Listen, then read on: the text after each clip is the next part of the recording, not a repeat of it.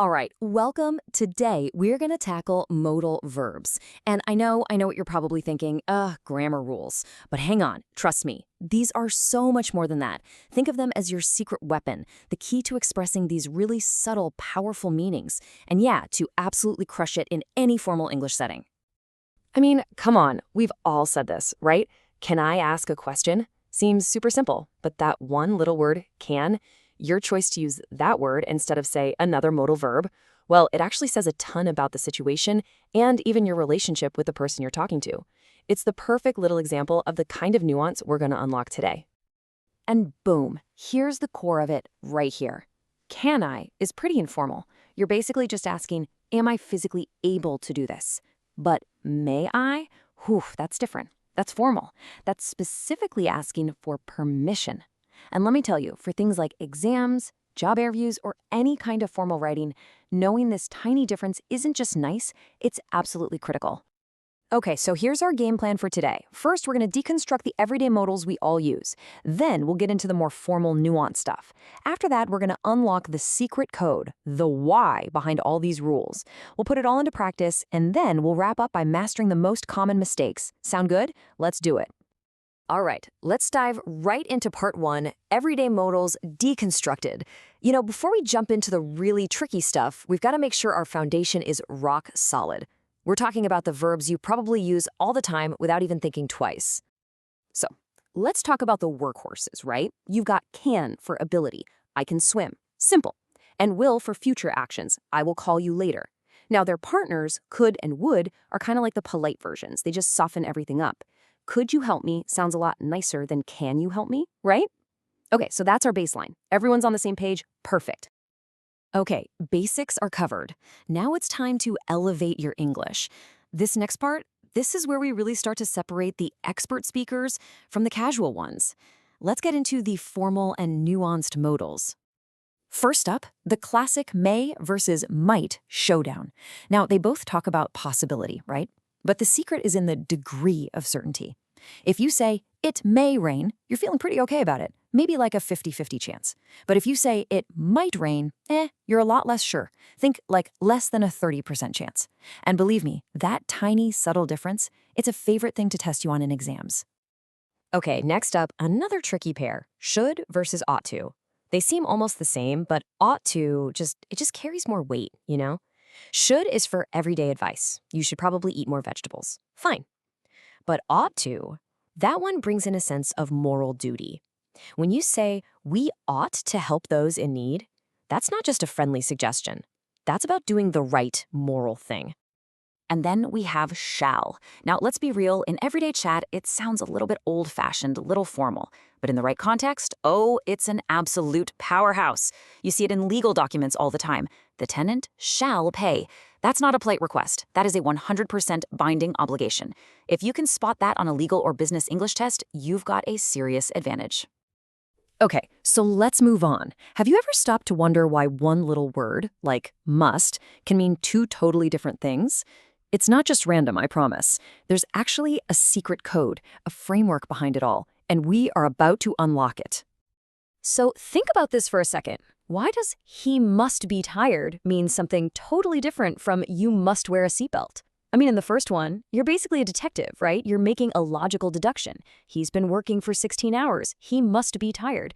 But the second one, that's a hard and fast rule. Same exact word, two completely different jobs. So how is that even possible? Well, the answer is this really cool linguistic concept that's basically the master key to everything. It comes in two main flavors, epistemic and deontic. Now, I know those words sound super academic and scary, but the idea is actually really simple. Epistemic, that's all about your personal knowledge or belief, what you think is true. And deontic, that's all about rules and obligations, what some external authority says you have to do. Once you get this difference, everything else just clicks into place. And check this out. This is how it works in action. He must be tired. That's your belief, your deduction. So that's epistemic. You must wear a seatbelt. That's a rule from the outside world. That's deontic. And it works for other words too. It may rain. That's your belief about what's possible. Epistemic. You may begin. That's you giving permission, like a rule for the situation. Deontic. See, it's not about the word itself. It's about the job the word is doing in the sentence. Okay, so that's the theory. Cool, right? But what's the point? Let's get practical and talk about how knowing this stuff actually gives you a massive edge when the stakes are high, like on a test or in your professional life. Okay, this slide right here is pure gold. We're talking about perfect modals. Words like should have, could have, must have. These are your time machines for talking about the past. You can express regret. I should have studied more. You can talk about possibilities that didn't happen. She could have won the race. Or you can make deductions about something that already happened. The lights are off, they must have left. Seriously, learning this table is a shortcut to a better score. And you have to remember that context is everything.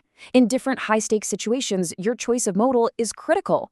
In a legal document, like we said, shall is ironclad. It's a binding obligation. In an academic paper, using might or could shows you're being careful and not overstating your findings. And in a formal request, using would or may instantly signals politeness and respect. It's all about choosing the right tool for the job to project the perfect tone. All right, we're in the home stretch.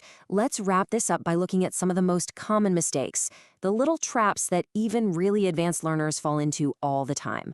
If you can learn to avoid these, you are well on your way to true mastery. Okay, here's mistake number one. You see this all the time. She must to finish it.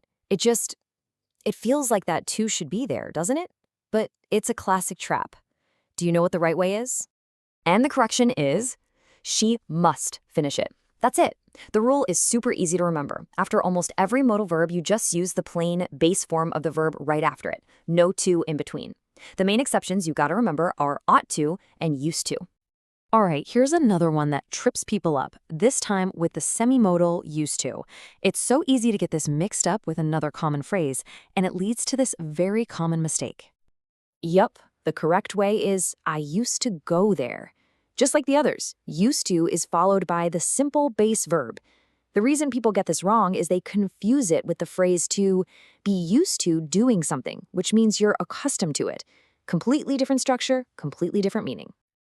And for our final common mistake, let's talk about the very tricky verb need. The reason this one is so confusing is because it can act like two different kinds of verbs, which leads to this common error. Here's the fix. You needn't worry.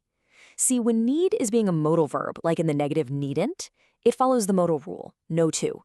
But when it's acting like a regular main verb, you do use to, like in you don't need to worry. The trick is just knowing which hat it's wearing in the sentence.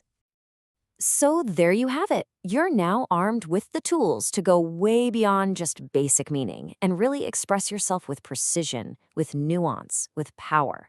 You've got the secret code to talk about obligation, possibility, certainty, even regret. So the only question left is, what's the first bit of nuance you're going to express?